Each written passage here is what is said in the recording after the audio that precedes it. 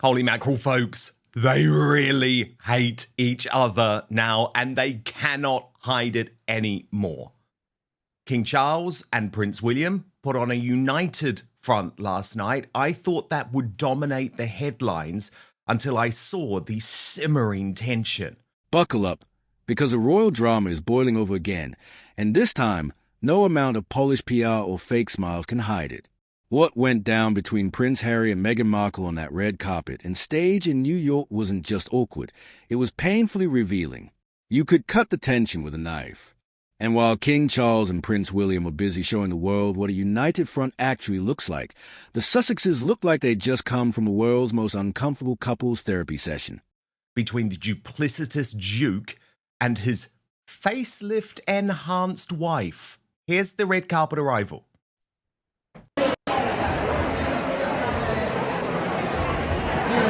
We'll see you upstairs. Hey, Harry, when you go upstairs. See her face. You get here, mate. But on stage, when they knew everyone was filming on their mobile phones and taking pictures, it got even worse.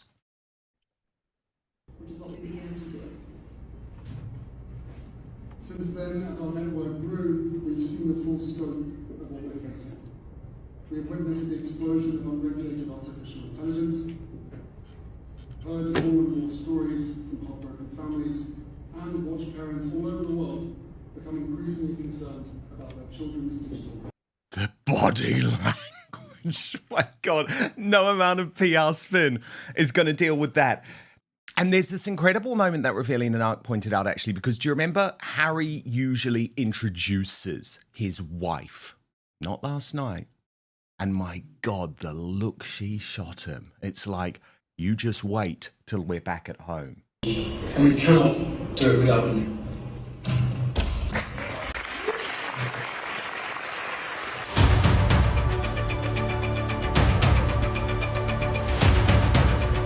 But what's so interesting is that he just doesn't seem to give a damn anymore.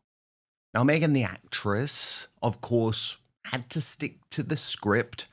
And so we had the absolutely hilarious speech where she's trying to talk about the need to protect children from social media, even though she's pimping out her own children wherever she can, causing these tensions in her marriage. Watch. Our children, Archie and Lily, are just 6 and 4 years old. Can you believe it? Luckily, still too young for social media, but we know that day is coming. And like so many parents, we think constantly about how to embrace technology's benefits while safeguarding against its dangers. And that hopeful intention of separation is rapidly becoming impossible. According to Tad's royal YouTube sensation with me now. And as I say, Tash, look, originally I thought today was very much going to be about that incredible display between Charles and William breaking down in tears. And of course, we are going to get to that. But I'm sorry, when you saw what was going on stage last night, the Duke literally giving her evil eyes during her speech. This is unraveling in real time in front of the world, Tash. And I know we have been talking about what's been going on behind the scenes for so long, but they can't even cover it up now at a major event, which, remember, is their Humanitarian of the Year moment. He completely checked out, Dan. Even I was shocked to see how much that he just wasn't even play acting. The moments there that you're showing where she's deliberately trying to do that look that she used to do, the doe-eyed look, so the cameras capture them glancing at each other. She did it when they were first together, and she's trying it there. And Harry must have sensed those eyes staring at him. He was having absolutely none of it. He walked ahead of her. He let him shake the gentleman's hand first. He didn't look back at her. Yes, he did put his arm around her back at one point to pose for photographs, but he's hardly going to push her away. But the reactions, the emotions just really weren't reaching his face. Maybe he is still very upset over her stunt over in Paris. I can't imagine that didn't go unnoticed by him. But yes, I mean, this was very clearly obvious. They were not in a good place.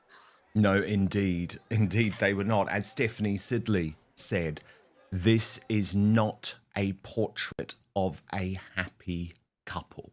And I think you can say that is the understatement of the year. Harry's speech was so lackluster, Tash. As you say, I think he's furious about what went on in Paris, but they couldn't cancel this event. Watch. Holy mackerel. Folks, these two aren't even pretending anymore. As soon as Harry and Meghan showed up for their so-called Humanitarians of the Year award, cue the collective eye roll, people started whispering about the vibe. Harry's face? Stone cold. Meghan's eyes? Throwing daggers. This wasn't a couple in sync. It was a public implosion in slow motion. For being here tonight in support of Project Healthy Minds, our partners at Archwell Foundation, and the true leaders in mental health access. Tonight, we're all here together to focus on what remains one of the most pressing issues of our time. Let me share a number with you. 4,000. That's how many families the Social Media Victims Law Centre is currently representing. Families whose children have been harmed or lost forever to social media. 4,000 cases at just one firm. And that number represents only those parents who have been able to link their child's circumstance to social media use. Parents who have learned legal action is possible, who have the capacity to pursue it while grieving, and parents who found their way to help in the fight back against some of the wealthiest, most powerful corporations in the world. And even after this, there may be no road to closure for grieving parents because these companies refuse to disclose their child's information and activity on their platforms. If these deaths and harms were unintended consequences 10 years ago, what are they now? This is a pivotal moment in our collective mission to protect children and support families in the digital age, and we cannot do it without you. I mean, incredibly tepid applause, Tash, because it's a message which doesn't ring true when it's coming from the Sussexes. He's just so boring. He's so completely boring. Every speech is exactly the same. I go back to when he spoke at the UN on Nelson Mandela Day.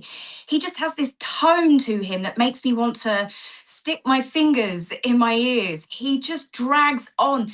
And every speech, yes, it is a very sensitive subject. Yes, I do believe there needs to be more out there to protect children on social media. Of course there does. But a lot of it does come down to parental responsibility. But he's going on about, the big corporations are at fault. And I can't help but feel that Harry, it seems to be using people's grief to push this control aspect that he and Meghan want to do. They want to control the narrative. They want to control what's put out in the media. They want to have full control of the propaganda. They don't like negative reporting. And it all stems back to this. And I really feel that these two have latched on to such a sensitive subject, which affects so many families around the world on a daily basis. And I think they're using it for their own gain. All we hear is him talking about the problems, the problems, the problems. What are the solutions? Why is he up there collecting a humanitarian award? What have he and Meghan actually done? What have they done to implement new changes?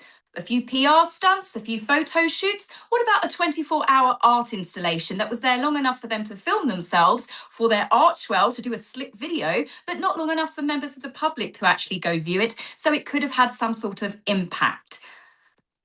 100%, Tash, 100%. And look, there was a very telling moment behind the scenes last night. Look at this picture. Marcus Anderson. He's everywhere. Who has been blamed for the Paris debacle in shot. Now, the view of HRH Chelsea was that Harry is actually playing this well. Now, here's the explanation. He's allowing her and Marcus Anderson to get blamed for the Diana debacle. He's not involved at all, and he doesn't want the stain of that mess affecting his return to England. He's happy to let her and Marcus Anderson look like the couple of the three. And it was intriguing, Tash, that he was there at the gala last night. Observers noticed something striking right off the bat. Harry didn't introduce Meghan on stage, breaking their usual routine. Normally, he plays a doting husband role, proudly hyping her up before she speaks. But not last night. Nope. He just stood there, arms limp, barely clapping, like a man who wanted to be anywhere else.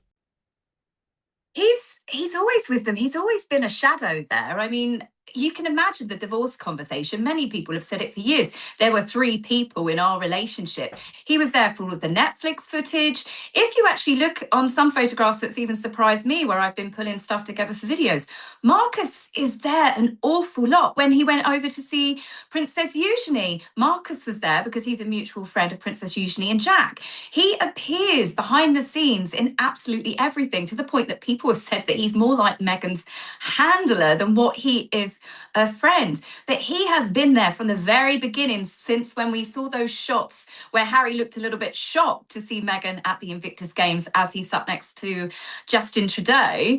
And Marcus is just that little shadow that's always there. They look like a throuple. They look like that they're in a relationship, all three of them. Lady Colin Campbell's take on what went down last night, Tash, is worth sharing with you, hot off the press on X. She writes, so Meghan and Harry have arrived at the Spring Studios in Tribeca, holding hands and looking pleased as punch to collect the Humanitarian of the Year awards from Project Healthy Minds. The comment sections of the newspapers covering their arrival have been lethal. 99% negative. The game really seems to be up. But let's give credit where it's due. For once, she wore a trouser suit, which actually fit properly, albeit in the inevitable monochrome, this time black, although oftentimes it is beige or white. She looked as good as she can. The facelift has done wonders for her. But what's up with the hair? Did she not have time to straighten it? Is she going natural? Will we be treated to an afro? If so, why was it hanging lank down her back? Or is this the latest version of inconsistency? A way of getting people to talk. And Tash, I think we can all admit that there has been, post Balenciaga, a change in style. Certainly the cosmetic surgery has done the trick. And Lady Colin Campbell actually saying this is, in terms of the sartorial aspect, one of her most impressive outings. Do you agree? I mean, I don't like to comment on her having any facial surgery. It's clearly obvious that she's had a bit of a tweak, and I think if I had her sort of money, I mean, I would probably be exactly the same. But her outfit allowed her, I think, to pile back on. Did you notice, Dan, the fake tan was back?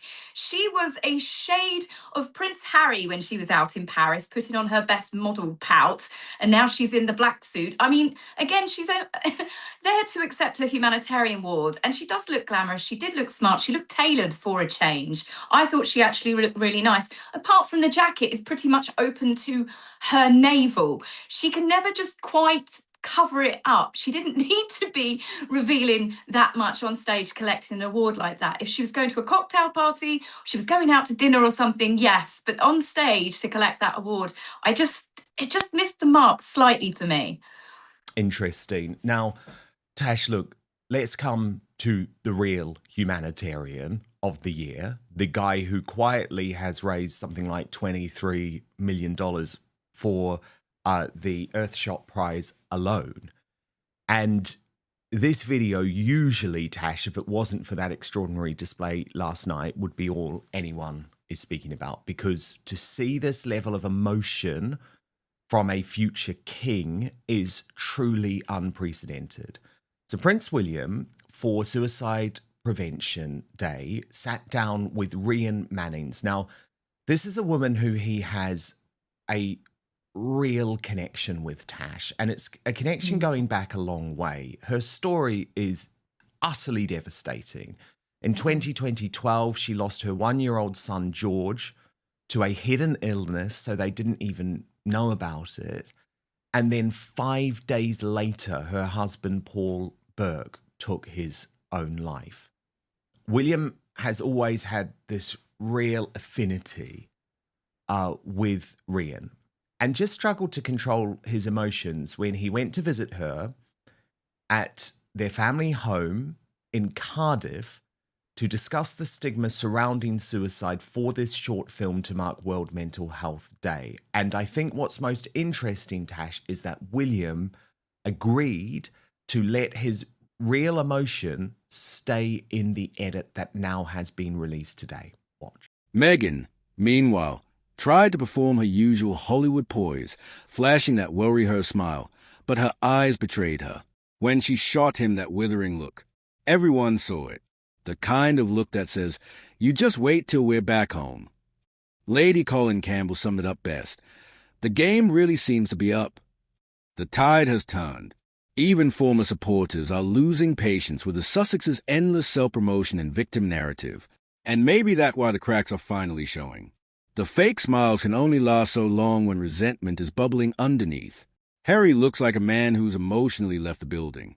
Meghan looks like a woman determined to keep the cameras rolling, no matter the cost.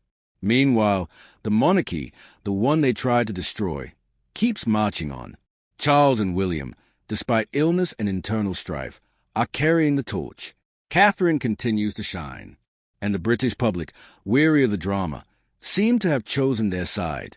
Because when you strip away the PR gloss, it's simple, one couple preaches, the other leads, and the world is watching the difference in real time.